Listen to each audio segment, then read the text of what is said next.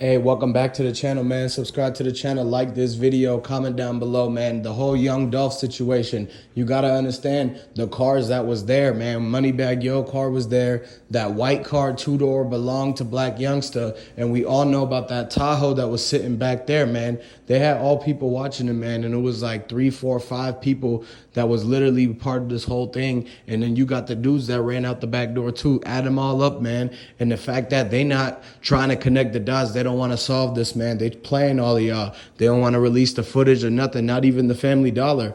And the fact that they towed Young Dolph's car, man, it makes no sense, because that car, that Corvette, has 5 cameras in it, man, and his whole car collection in general is worth millions of dollars. But what's that Bentley doing riding by? They even try to say it was the Lincoln from Mia J. They try to mix it up and say all this crazy stuff. But what you got to understand is that, hey, Moneybag Yo and them, Yo Gotti and them, they were there. They were watching, man, because of the fact that it's too many connections. Makedas Raven wanted to sign to Yo Gotti, wanted to be a part of CMG, man. And the fact that when her brother did that interview and then they showed that picture of Dolph with his arm out the window in the yellow shirt, you could see it clearly. He was already hit from the inside of the store before the 2 dudes showed up from the outside with the white car.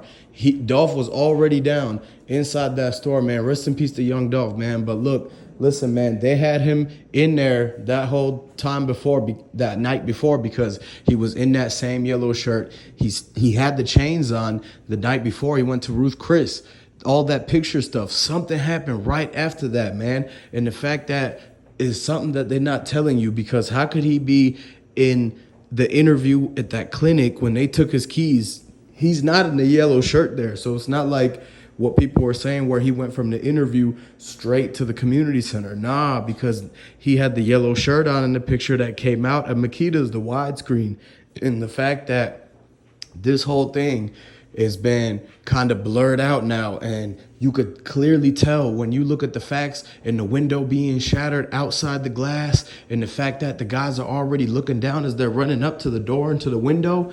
And the fact that if you seen that picture, you could binge watch my videos from 10 months ago. I got the pictures that shows you exactly where the bullet holes were coming right out of the pull sign on the door handle. And you can see the metal bent outwards coming out towards the parking lot. That means a person that was behind Dolph literally was shooting at him, trying to hit him. And that's basically ultimately how he got hit up inside the cookie shop, man. Y'all got to understand, the Cookie Monsters, they lied their tails off, man. They lied up and down, bro. They disappointed all of Memphis, because now nobody wanted to stay there no more. Nobody wanted to come around that cookie shop. They even try to clout off of his thing, making the cookies. It's crazy, because when they sold the cookies and they called them the Young Dolph cookies and it was chocolate chip, they were basically doing the same thing as when people say they rolling up their ops and stuff and smoking op pack. One thing you guys got to understand is that they were trying to do that whole fundraiser and GoFundMe,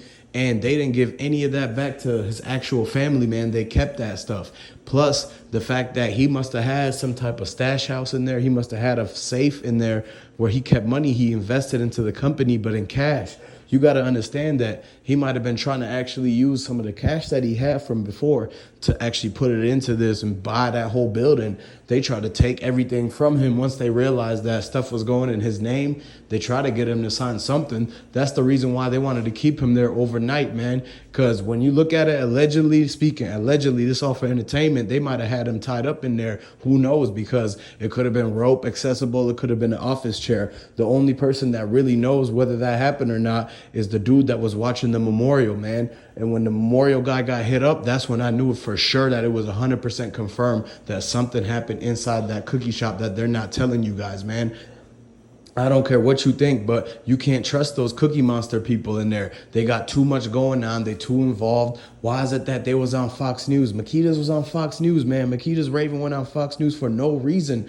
Talking about before this whole Dolph thing, they already had these people pulling strings in them in the media and all this stuff. They was using them for something, so they knew that they was gonna have somebody inside that cookie shop get set up for something, somebody that was worth hundreds of millions of dollars. And then it's just that now, like months later, we're finding out down the road that, oh, this whole time they was planning to set up Dolph, man. What you gotta understand is that the reason why they were picked to do all them interviews, to get all that money and loans and grants and this this and that. They were taking handouts left and right, and they had to make an ultimate, basically a person that they had under, like in their area, that they was going to set up, because they were taking these handouts as like a bribe. So they were getting rewarded uphand. And then they were like, man, what they want us to do. Then eventually it makes all sense now. So you see how they got Dolph set up in there, man. They already got, like they basically got that whole deal of them being in Kroger after the whole Dolph situation. And Moneybagg Yo stole Young Dolph's water deal. That was all supposed to go to Dolph. Plus, the reason why Memphis played Young Dolph music in the playoffs is because Dolph was supposed to have that deal with the NBA to be the one doing all that. PRE was working that. But then Yo Gotti and them came and took it. That's why everything was going on. So basically, that's what I was telling you guys this whole time, that all types of people was in on this, like people from all over the place, man. When I was talking about the higher up sent this message, they had Makedas under their wings the whole time, and they cooperated to the fullest extent, man. Like I said, Raven herself said she wanted to sign and be a manager for CMG and Yo Gotti if it meant anything to her. That was her goal in life, and so she basically did what she had to do. It's like when people join the frat houses and they do hazing, it's like this was their hazing. They were able to enter into this, basically this system where they were able to get all these deals, right?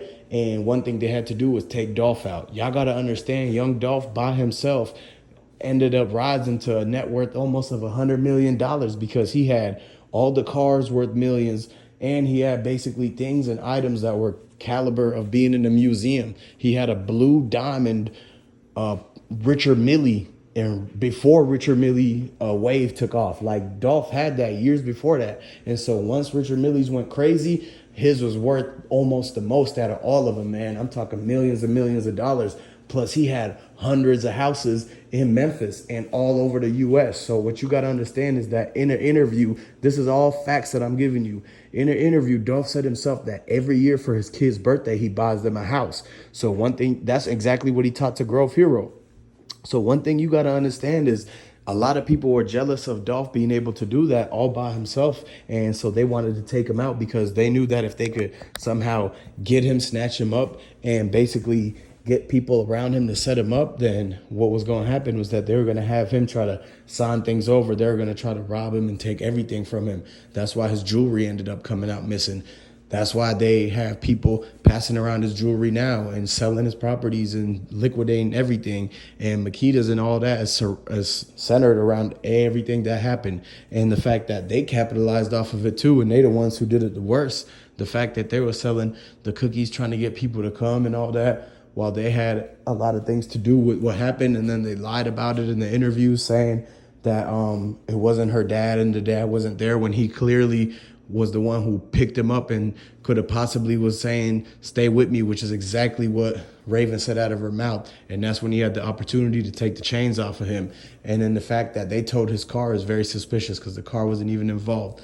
And he had a lot of money in that backpack that was inside the trunk. And he's known to carry over $100,000 on him at all times, including $500 to $1 million worth of jewelry. So subscribe to the channel, like this video, comment down below. Rest in peace to Dolph, and I'll catch you in the next one.